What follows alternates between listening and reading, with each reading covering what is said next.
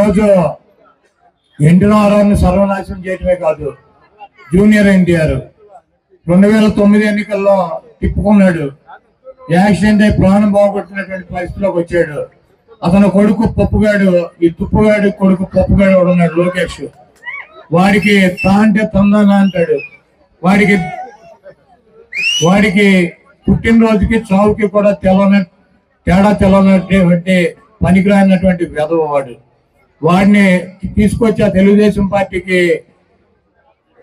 ముఖ్యమంత్రిని చేయాలి, అధ్యక్షుడిని చేయాలని చెప్పి ఆ ఎన్టీఆర్ జూనియర్ ఎన్టీఆర్ చిన్నాని మీద అనేక కుట్రలు చేసి అతన్ని అనేక రకాలుగా ఇబ్బంది పెట్టేటువంటి పరిస్థితి ఉంటుంది.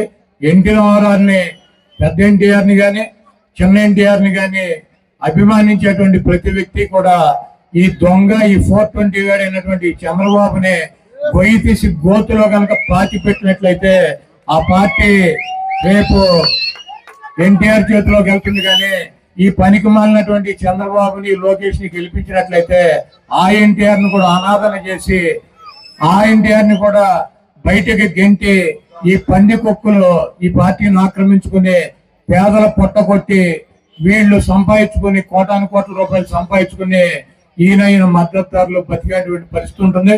కాబట్టి ఎన్టీ రామారావుని అభిమానించేటువంటి ఎన్టీఆర్ అభిమానులు కావచ్చు, రాజశేఖర రెడ్డి గారిని అభిమానించేటువంటి రాజశేఖర రెడ్డి గారి అభిమానులు కావచ్చు, గౌతులచ్చన్న గారు చూపించినటువంటి మార్గంలో నడిచేటువంటి వ్యక్తులు కావచ్చు, డాక్టర్ బిఆర్ అంబేద్కర్ గారు చూపించినటువంటి ఆయన చూపించినటువంటి దారిలో నడిచేటువంటి జగన్మోహన్ రెడ్డి గారికి మనందరం కూడా మద్దతు ఇవ్వాల్సినటువంటి అవసరం ఉంది.